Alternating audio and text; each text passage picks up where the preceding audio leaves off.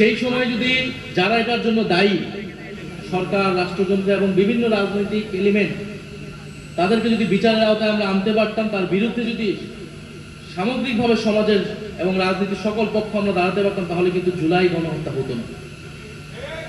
শাপলা গণহত্যাকে কোনো না কোনো ভাবে তো বৈধতা দেওয়া হয়েছে, তার প্রেক্ষাপট তৈরি করতে অনেকেই ভূমিকা রেখেছে।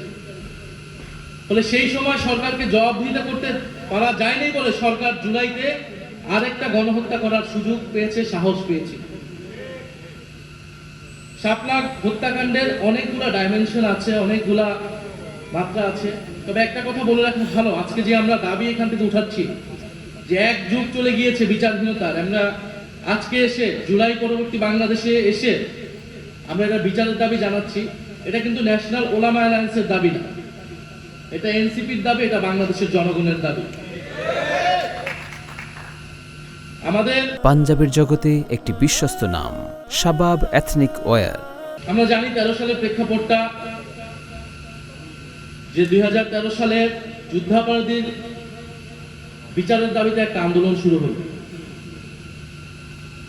এবং শেখ হাসিনা সরকারের রাষ্ট্রীয় পৃষ্ঠপোষকতা সে আন্দোলনকে উস্কানি দেওয়া হলো বিরোধী দলকে, বিরোধী মতকে দমন পীড়নের জন্য। জামাত ইসলামী নেতাদেরকে সেই সময় হত্যাকাণ্ড করার একটা প্ল্যাটফর্ম হিসেবে একটা স্টেজ করা হলো শাহবাগের আন্দোলন, এবং সেই আন্দোলনে ইসলাম বিদ্বেষকে প্রশ্রয় দেওয়া হলো। খুব স্বাভাবিকভাবে এদেশের ধর্মপ্রাণ মানুষ, ধর্মপ্রাণ মুসলমান, তার ইসলাম এবং রাসূল সাল্লাল্লাহু আলাইহি ওয়াসাল্লামকে নিয়ে যখন কথা বলা হবে, কটূক্তি করা হবে, তারা তার বিরুদ্ধে দাঁড়াবে।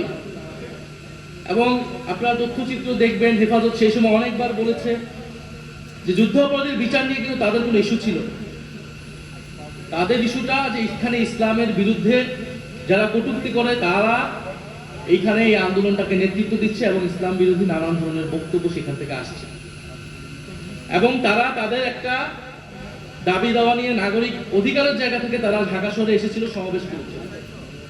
আপনি 13 দফার সমর্থন করতে পারেন, নাও করতে পারেন,